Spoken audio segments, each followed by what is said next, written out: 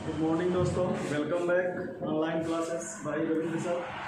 मैं दोस्तों आज आप लोगों को फलन का लेक्चर 6 लेने जा रहा हूं, जिसमें आपको बताऊंगा कि पिछली वीडियो में हमने पढ़ा था कि फलन की वैधता क्या होती है, फलन का रेंज क्या होता है, फलन का डोमेन क्या होता है। आज हम उससे आगे पढ़ेंगे कि टाइप्स ऑफ फंक्शन कितने होते हैं, यानी फलन के प्रकार क्या होते हैं। टाइप्स ऑफ फंक्शन,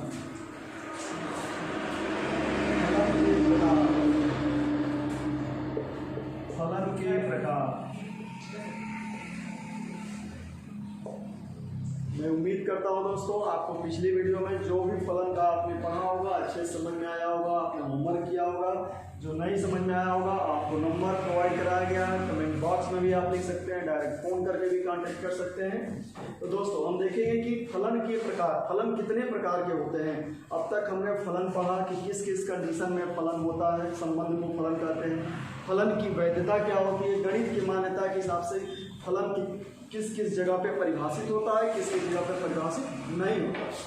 नाउ हम अब देखेंगे कि फलन कितने प्रकार से बनाए जा सकते हैं, कितने प्रकार के फलन होते हैं। गणित में आप कितने प्रकार के फलन पढ़ोगे। तो दोस्तों सबसे पहला प्रकार हम पढ़ेंगे, आप नोट करते चलेंगे। मैंने आपको पहले भी कहा है कि मैथमेटिक्स डिमांड रिटेन प्रैक्टिस।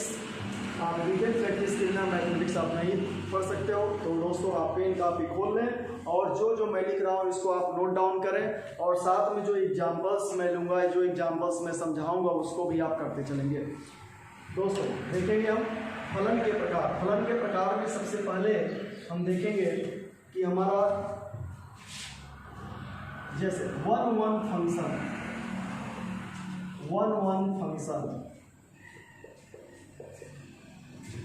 एक यानी इसको आप एकाएकी फंक्शन बोलते हैं, एकाएकी फलन।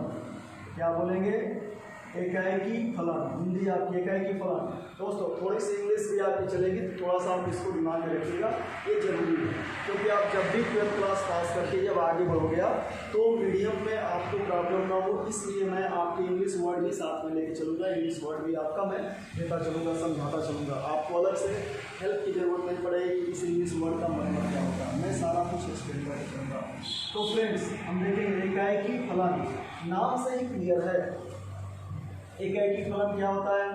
एकाएकी फलन का मतलब ये होता है कि जैसे आपने पढ़ा कि हम दो समुच्चय के बीच यदि फलन स्थापित कर रहे हैं तो इसका मतलब यह हुआ कि एक इनपुट का एक ही आउटपुट होना चाहिए, एक इनपुट का एक ही आउटपुट होना चाहिए, दो आउटपुट नहीं होना चाहिए।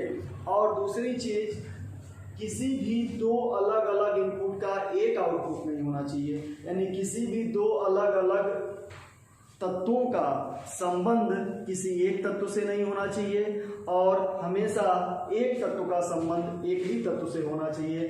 तब आप कह सकते हैं कि दिया गया फलन एकाएकी फलन होगा। जैसे मैं आपको चित्र द्वारा समझाता हूँ। मान लीजिए हमारे पास दो समुच्चय हैं। पहले आपके पास समुच्चय फर्स्ट, समुच्चय सेकंड। यहाँ मैंने दिया ए, बी, सी और डी। ध्यान से देखना दोस्तों, 1 2 3 4, एक और भी ले सकते हैं आप 5। ये आप एक मतलब एक का संबंध किससे होना चाहिए? एक से होना चाहिए। एक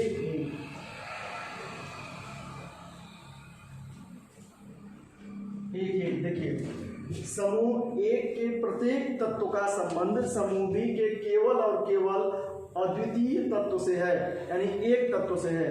समूह एक के सभी तत्वों का संबंध अलग अलग सिर्फ और सिर्फ एक तत्व से बन रहा है। इसका मतलब हो गया एक वन, यानी इस फलन को क्या बोलेंगे? एकाएकी फलन बोलेंगे। क्या बोलेंगे? एकाएकी फलन। कौन सा फलन हो जाएगा दोस्तों? एकाएकी फलन हो जाएगा। और यदि इसको क्रमित युग्म के रूप में लिखा जाए, तो इसका मतलब यह होगा, कैसे लिखेंगे? पहले आपका प्रथम समूह का तत्व होगा, उसके बाद कौन सा होगा? द्वितीय समूह का। बी का संबंध किससे है? 1 से। फिर बी आपका आ गया, तो बी का संबंध किससे है भाई? 3 से। बहुत सही। उसके बाद सी आ गया, सी का संबंध किससे है आपका? 2 से।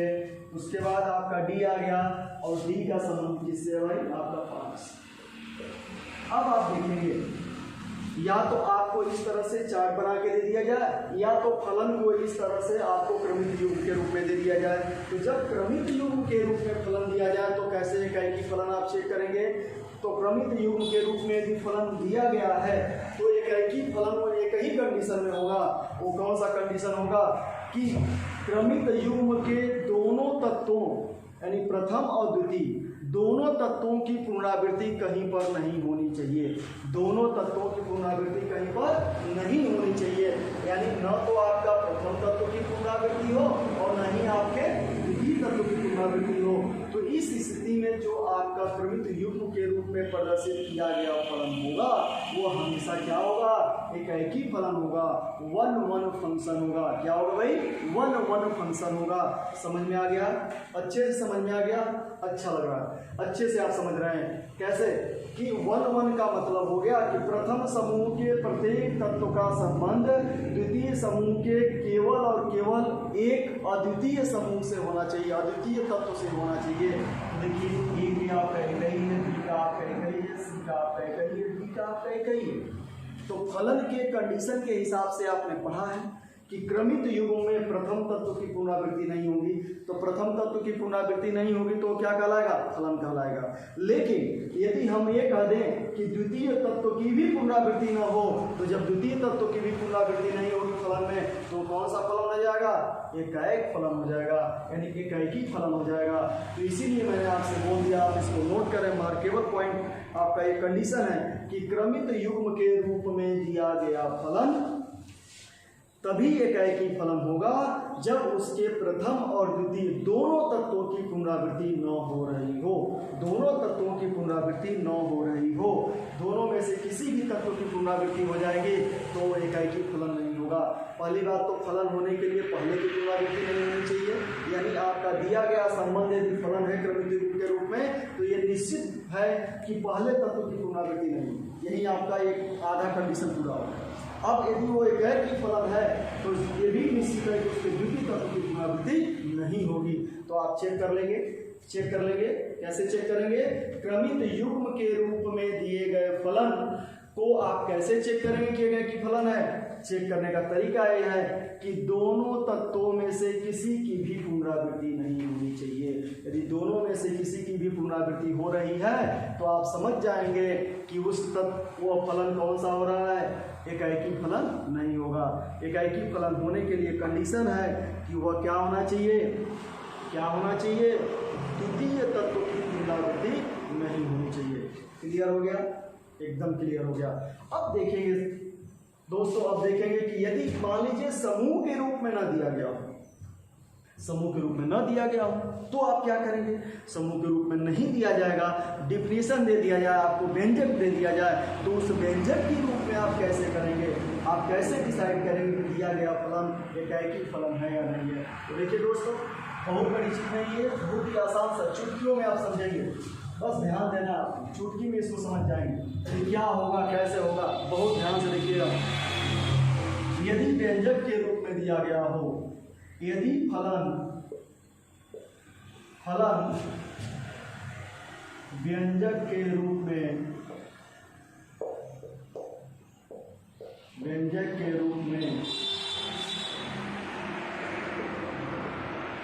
दिया गया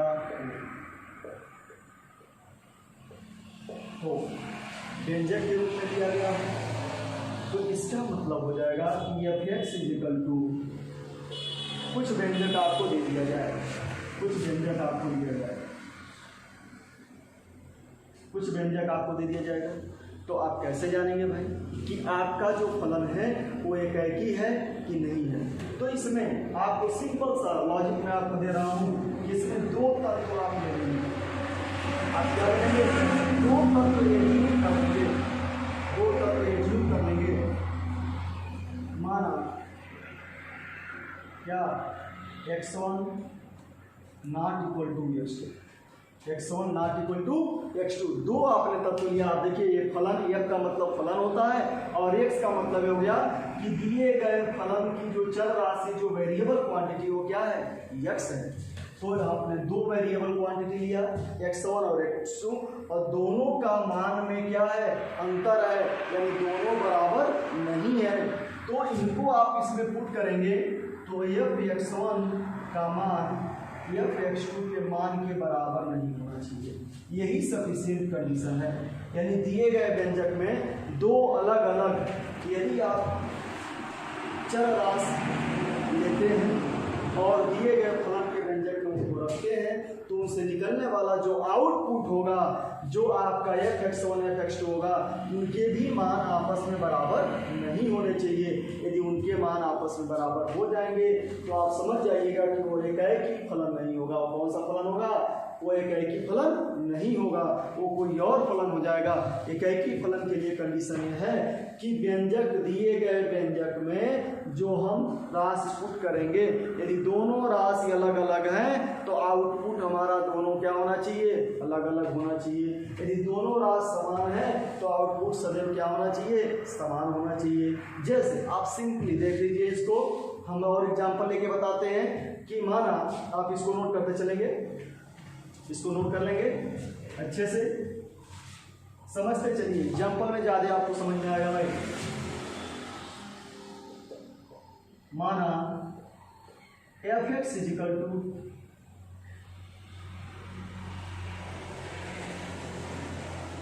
x दिया, मान लीजिए f(x) = x आप लेंगे, ठीक है। अब आप देखिए f(x) = x ले लेंगे तो यदि आप x1 की बात करेंगे तो f(x1) बराबर क्या मिल जाएगा, यहाँ पे दोनों साइड में x की जगह पे क्या पुट कर देंगे भाई, x1 पुट करेंगे। x2 ले लीजिए तो f(x2) का मान क्या हो जाएगा, x2 हो जाएगा। दोनों साइड में जहां जहां x होगा वहां क्या रख देंगे, एक बार x1 रखेंगे, एक बार क्या रखेंगे, x2 रखेंगे। तो व्यंजक में जहां x है वहां x1 रख दिया, व्यंजक में जहां x है वहां x2 रख दिया। आप बाएं पक्ष में जहां जहां x है वहां क्या रख दिया आपने, x2 और x1 रख दिया। अब आप देखेंगे कि यदि x1 ≠ x2 हो, x1 और x2 आपस में बराबर न हो तो इनके मान भी क्या होने चाहिए भाई, आपस में बराबर नहीं होने चाहिए, आपस में बराबर क्या होंगे, नहीं होंगे। तो इस प्रकार ये सिद्ध हो गया कि ये दिया गया जो फलन है वो कौन सा फलन है, एकाएक फलन है। कौन सा फलन है, एकाएकी फलन है। अब आप देखिए एक यहाँ से कंक्लूजन हम निकाल के आ रहे हैं, एक आपके कॉन्सेप्ट लेकर के आ रहे हैं जो आगे आप लेके चलेंगे। यहाँ पे पावर कौन सा है भाई, एक है। एक कौन सी संख्या होती है, विषम संख्या होती है।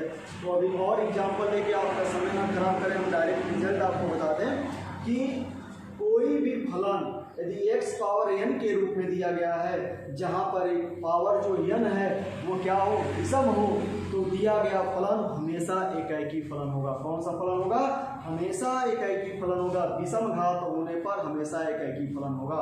आप ध्यान देंगे।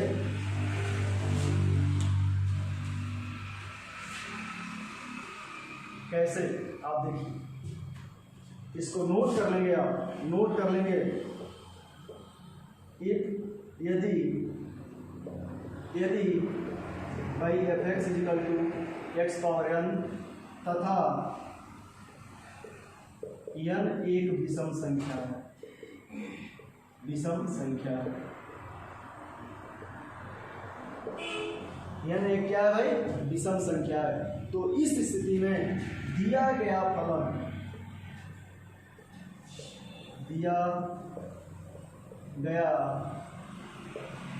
फलन सदैव एकाएकी फलन होगा। एकाएकी फलन होगा। याद रखिएगा कि यदि f(x) = x⁴n दिया हुआ है, यहाँ पे k भी लगा दीजिए तो कोई फर्क नहीं पड़ता, कोई गुणांक आप ले लीजिए तब भी उससे कोई फर्क नहीं पड़ेगा, क्योंकि गुणांक का मान तो निश्चित रहता है। आपको चर राशि का मान देखना है, इसके साथ प्लस माइनस में भी कुछ रख देंगे तब भी कोई फर्क नहीं पड़ेगा। प्लस माइनस मान लीजिए आपने ले लिया, प्लस माइनस कोई वो ले लीजिए, कांस्टेंट और हमने ले लिया, तो इस प्रकार यदि x पावर n आपको दिया गया है जहां पे n विषम संख्या है तो दिया गया फलन सदैव क्या होगा भाई, एकैकी फलन होगा। क्या होगा, एकैकी फलन होगा। और इस एकैकी फलन को आप ग्राफ के रूप में कैसे प्रदर्शित करेंगे, तो ग्राफ के रूप में प्रदर्शित करेंगे कैसे दोस्तों, जब भी आपको ग्राफ दिया गया हो और पूछा जाए कि दिया गया ग्राफ एकैकी फलन का है या नहीं है, तो उस स्थिति में आप चाहे आप x अक्ष के समांतर एक रेखा खींचिए या आप y एक्सिस के समांतर कोई रेखा खींचिए, तो वो जो खींची गई रेखा होगी दिए गए फलन के ग्राफ को सिर्फ और सिर्फ एक बिंदु पर काटेगी। दिए गए फलन के ग्राफ को क्या करेंगे भाई, सिर्फ और सिर्फ एक बिंदु पे काटेगी। यदि ऐसा हुआ तो आप समझ जाइएगा कि वो एकैकी फलन होगा, यदि ऐसा नहीं होगा तो आप समझ जाइएगा कि वो एकैकी फलन नहीं होगा। यानी ग्राफिकल रिप्रेजेंटेशन में दिए गए ग्राफ को x अक्ष के समांतर रेखा या y अक्ष के समांतर रेखा ग्राफ को सदैव एक बिंदु पर काटेगी, तो आप समझ जाएंगे कि वो क्या होगी, एकैकी फलन होगा। आप देखिए, इसको नोट कर लीजिए, फिर मैं ग्राफ के रूप में देखता हूँ कि कैसे आपको बताया जाए कि ग्राफ नोट हो गया। चलिए आगे बढ़ते हैं कि फलन का ग्राफ यदि दे दिया जाए, एग्जाम्पल समझ में आ गया आपको, एग्जाम्पल समझ में आ गया, चलिए अच्छी बात है। यदि मान लीजिए हमने लिया, आपको पता है कि ये जो क्षैतिज हॉरिजॉन्टल लाइन होती है, हॉरिजॉन्टल लाइन को हम क्या बोलते हैं, x एक्सिस बोलते हैं भाई, बहुत सही। और वर्टिकल लाइन को क्या बोलते हैं, y एक्सिस बोलते हैं। अब हम ढेर सारे ग्राफ लेंगे और हम ग्राफ लेकर के देखेंगे कि ये क्या होगा। जैसे मान लीजिए हमने ग्राफ ले लिया, एक ऐसे ग्राफ ले लिया, राइट, और भी ग्राफ हम बना लेते हैं।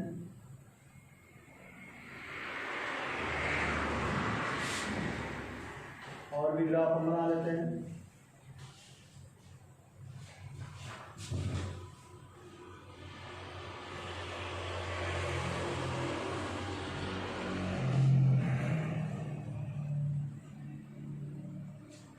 देखिए दोस्तों, 1 2 3 4 हमारे पास कितने ग्राफ है,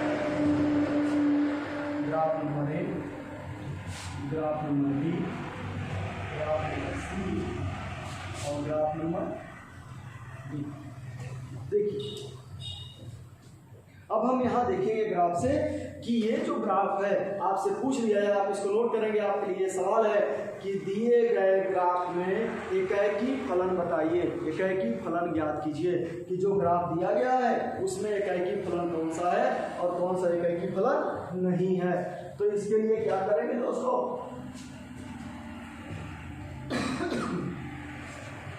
देखिए आपके लिए मैंने नियम बताया, क्या नोट करिएगा, इसको नियम को नोट करिएगा, एकैकी फलन के नियम को नोट करिएगा। मैं ऊपर से मिटा रहा हूं, ध्यान दीजिएगा। मैंने क्या आपको बताया कि यदि x अक्ष या y अक्ष के समांतर रेखा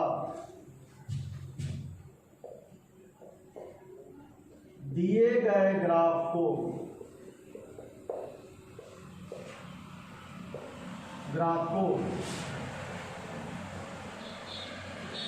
केवल और केवल एक ही बिंदु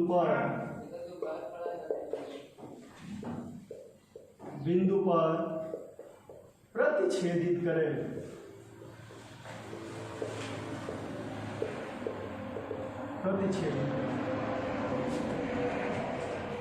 समझ में आ गया? ये आपका कंडीशन है। क्या कंडीशन है भाई? कि दिया गया ग्राफ जो भी होगा फलन का, आप उसके लिए कैसे डिसाइड करेंगे क्या की होगा? तो आपके पास एक कॉन्सेप्ट है, और वो कॉन्सेप्ट क्या है भाई? सीधा सीधा आप देखिए, ध्यान दीजिए, वो कॉन्सेप्ट क्या है? कॉन्सेप्ट ये है कि दिए गए ग्राफ को एक्स अक्ष या वाई अक्ष, एक्स अक्ष या वाई अक्ष के एक समांतर खींची गई रेखा सिर्फ और सिर्फ एक बिंदु पर प्रतिच्छेदित करेगी। यदि सिर्फ और सिर्फ एक बिंदु पर प्रतिच्छेदित करेगी तो उस स्थिति में आप समझ जाइएगा कि ये ग्राफ जो है वो कौन सा है, एकाएकी फलन का ग्राफ है, एकाएकी फलन का ग्राफ है। कैसे? अब देखिए भाई, ग्राफ नंबर एक को हम कर रहे हैं, तो चाहे आप रेखा किसी अक्ष के समांतर ले लें, आप देखिएगा, चाहे आप एक्स अक्ष के समांतर लीजिए या आप वाई अक्ष के समांतर लीजिए। हम मान लीजिए आपने एक्स अक्ष के समांतर ले लिया, तो ये ग्राफ को क्या कर रहा है, एक ही बिंदु पे काट रहा है, सिर्फ एक बिंदु पे काट रहा है, ठीक है। अब आप इसी को वाई अक्ष के समांतर ले लीजिए, वाई अक्ष के समांतर चाहे यहाँ लीजिए चाहे यहाँ लीजिए, एक्स अक्ष के समांतर चाहे ऊपर लीजिए या नीचे लीजिए, कोई फर्क नहीं पड़ता। इस चीज को आप याद रखिएगा। हमने ले लिया, ये लाइन खींचिए आप, देखिए भाई ये लाइन ग्राफ को एक बिंदु पे काट रही है, ये लाइन भी ग्राफ को एक ही बिंदु पे काट रही है। इसका मतलब ये हुआ कि यह जो फलन है वो कौन सा है भाई, एकाएकी फलन। कौन सा फलन है, एकाएकी फलन, एकाएकी फलन। कैसे पता चला आपका कि ग्राफिकल रिप्रेजेंटेशन में एक्स अक्ष के समांतर या वाई अक्ष के समांतर खींची गई रेखा दिए गए ग्राफ को यदि एक ही बिंदु पे काटती है तो ये क्लियर है कि दिया गया ग्राफ एकाएकी फलन का होगा। एकदम क्लियर है।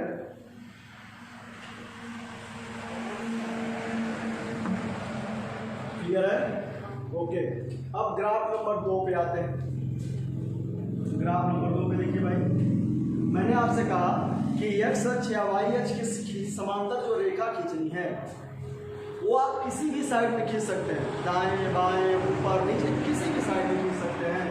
आपने देखा, मान लीजिए हमने खींचा, देखिए सिर्फ एक बिंदु पर, यहाँ से खींचिए, देखिए एक बिंदु पर, यहाँ से खींचिए एक बिंदु पर, यहाँ से खींचिए, देखिए आपने एक्स अक्ष के समांतर ऊपर नीचे दोनों तरफ रेखा खींची, फलन को क्या कर रहा है, ग्राफ को एक बिंदु पे काट रहा है। वाई अक्ष के समांतर दाएं और बाएं दोनों साइड में आपने रेखाएं खींची, ग्राफ को क्या हो रहा है, सिर्फ एक बिंदु पे काट रहा है। इसका मतलब ये भी ग्राफ किसका है भाई, एकाएकी फलन का। ग्राफ किसका है, एकाएकी फलन का है, एकाएकी फलन का ग्राफ है, एकाएकी फलन का। Clear, clear. आई होप आपको अच्छे से समझ में आ रहा है, एकदम क्लियर हो रहा होगा कंसेप्ट। अब आप देखिए ग्राफ नंबर 3 पे, ग्राफ नंबर 3 पे आइए। आपको हमने क्या बताया कि एक्स अक्ष के समांतर या वाई अक्ष के समांतर आप रेखा खींच दीजिए, चाहे आप ऊपर खींचिए नीचे खींचिए दाएं खींचिए बाएं खींचिए, इससे कोई फर्क नहीं पड़ना है। वो क्या होना चाहिए, सिर्फ एक्स अक्ष के समांतर या वाई अक्ष के समांतर होना चाहिए। क्योंकि एक्स अक्ष के समांतर नीचे हम खींचेंगे नहीं क्योंकि ग्राफ हमारा नीचे नहीं आ रहा है, तो हम ऊपर खींच दिए। देखो दोस्तों, एक्स अक्ष के समांतर खींची गई रेखा ग्राफ को दो बिंदुओं पे काट रही है, दो अलग अलग बिंदुओं पर विभाजित कर रही है, प्रतिच्छेदित कर रही है। इसका मतलब यह ग्राफ कभी एकाएकी फलन का हो ही नहीं सकता।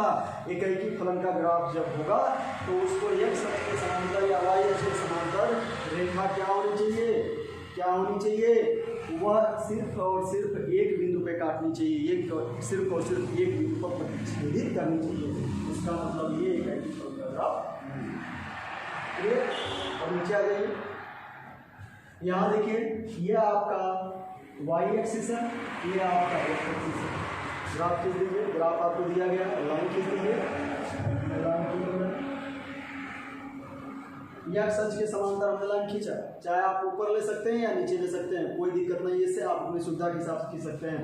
क्या हुआ, देखिए फलन के ग्राफ को कई अलग अलग बिंदुओं पर काटना, इसका मतलब ये भी एकाएकी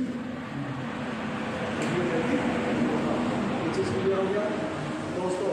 एकाएकी फलन समझ में आ गया आपको, एकाएकी फलन समझ में आ गया कि फलन में आप यदि अलग अलग दो बिंदुओं को, अलग अलग दो चरराशि के अलग अलग दो मानों को यदि रखेंगे तो उनका जो आउटपुट निकल करके आएगा, जो पूरे फलन का मान निकल करके आएगा, वो दोनों क्या होने चाहिए, अलग अलग होने चाहिए।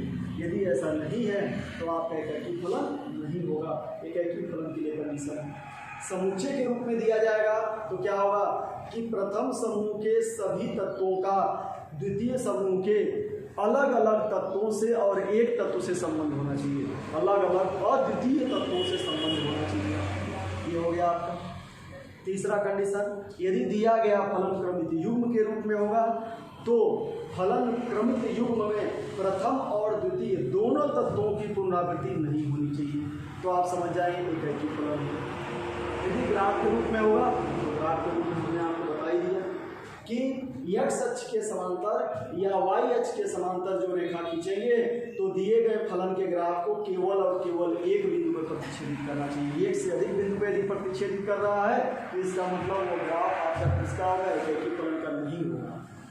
जैसे यहाँ देखिए इन दोनों ग्राफ में x अक्ष और y अक्ष के समांतर खींची गई रेखा, चाहे ऊपर खींचिए चाहे नीचे खींचिए चाहे किसी भी अक्ष के समांतर आप खींच दीजिए, किसी साइड में खींच दीजिए, ग्राफ को केवल और केवल एक बिंदु पर प्रतिच्छेदित करेगा। वह रेखा फिर दोबारा उस ग्राफ को प्रतिच्छेदित नहीं करेगी। तो देखिए ये रेखा आई, फलन को यहाँ प्रतिच्छेदित करी ग्राफ को, फिर आगे चली गई। अब आगे किसी फलन की इस ग्राफ को फिर प्रतिच्छेदित तो नहीं करेगी। तो आप समझ गए कि ये दोनों ग्राफ किसके हो गए, एकैकी के हो गए, और ये दोनों ग्राफ एकैकी के नहीं हुए। क्यों? क्योंकि समांतर खींची गई रेखा दिए गए ग्राफ को एक से अधिक बिंदुओं को प्रतिच्छेदित कर रही है, एक से अधिक बिंदुओं को प्रतिच्छेदित कर रही है। इसलिए ये जो है क्या हुआ, ये क्या हुआ, ये जो है एकैकी फलन का ग्राफ नहीं हुआ। ये चीज क्लियर हो गया, क्लियर हो गया।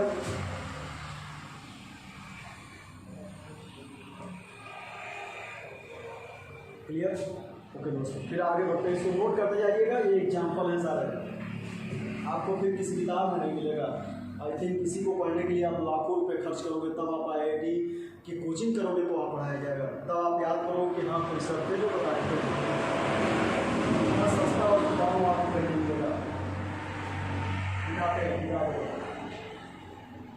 बस आपको हमारे साथ चलना है, कुछ नहीं करना है, आपको हमारे साथ चलना है। हम बोर्ड प्लस आपका IIT दोनों कवर करेंगे। आप अपने चैप्टर के साथ IIT के भी क्वेश्चन सॉल्व करने में सक्षम हो जाएंगे अपने लेवल पे।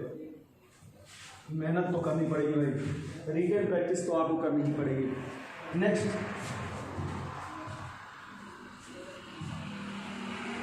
नेक्स्ट हम देखेंगे एकैकी फलन क्लियर हो गया। अब हम दूसरा फलन का प्रकार लेंगे, many one. Many one, many का मतलब क्या हुआ भाई, बहुत। वन मतलब एक, यानी बहुत तत्वों का संबंध किससे होना चाहिए, सिर्फ एक तत्व से होना चाहिए। तो क्या हो जाएगा, मेनी वन फंक्शन हो जाएगा। मेनी वन फंक्शन, बहुएक फलन, इसकी हिंदी है बहुएक फलन। बहुएक फलन, बहुएक फलन, इसकी हिंदी क्या होगी, बहु। नाम से क्लियर है, बहु किसके लिए, मेनी किसके लिए आया है, प्रथम समूह के लिए। वन किसके लिए आया है, द्वितीय समूह के लिए। यानी आप सॉरी, ये प्रथम समूह के लिए है, यह सेकंड समूह के लिए। अब देखिए सिंपल सा लॉजिक क्लियर होगा। यदि समुच्चय के रूप में आपका फलन दिया रहेगा तो प्रथम समूह के एक से अधिक तत्वों का संबंध द्वितीय समूह के एक तत्व से हो जाए तो क्या हो जाए, सीधा सीधा लैंग्वेज में लिख सकते हैं। यदि दिया गया फलन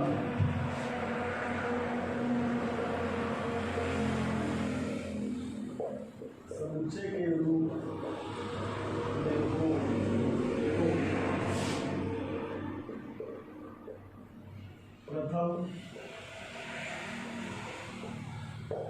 प्रथम समूह के एक से अधिक तत्वों का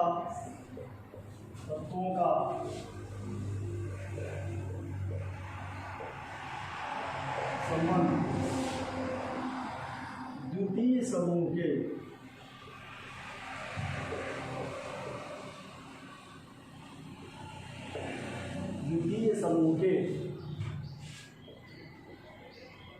एक तत्व से होना चाहिए, एक तत्व से, एक तत्व से। क्लियर? इस लाइन को आप मार्क करेंगे, इस लाइन को आप मार्क करेंगे, अंडरलाइन करेंगे। फ्रेंड्स अब देखिए कितना आसान है, आपने पे कितना आसान है कि प्रथम समूह के एक से अधिक तत्वों का संबंध द्वितीय समूह के एक तत्व से हो जाए, द्वितीय समूह के एक तत्व से हो जाए। समूह 2 बार लिखा गया, इसको एक बार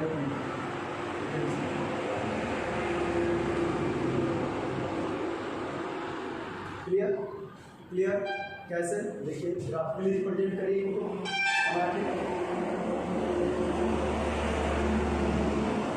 ए बी सी 1 2 3 4, ए का संबंध 2 से, सी का संबंध 2 से, बी का संबंध 2 से, मेनी वन। इसको क्रमिक रूप में कैसे लिखेंगे भाई? ए का मान 2, बी का मान 2, सी का मान 2 और डी का मान। आप देखिए क्रमित युग्म के रूप में आपने लिखा तो एक चीज कंक्लूजन समझ में आया कि क्रमित युग्म में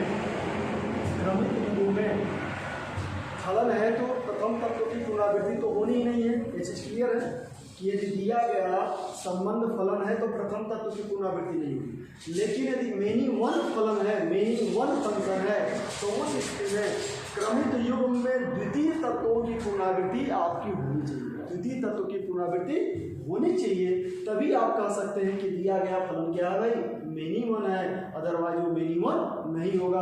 अब देखिए ए का भी संबंध 2 से है, बी का भी 2 से है, सी का भी 2 से है, डी का भी 2 से है।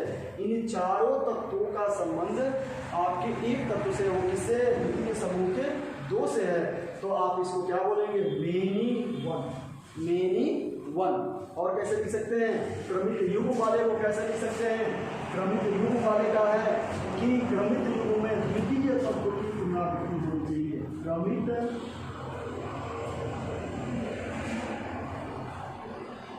युग्म में द्वितीय तत्व की पुनरावृत्ति होनी चाहिए, द्वितीय तत्व की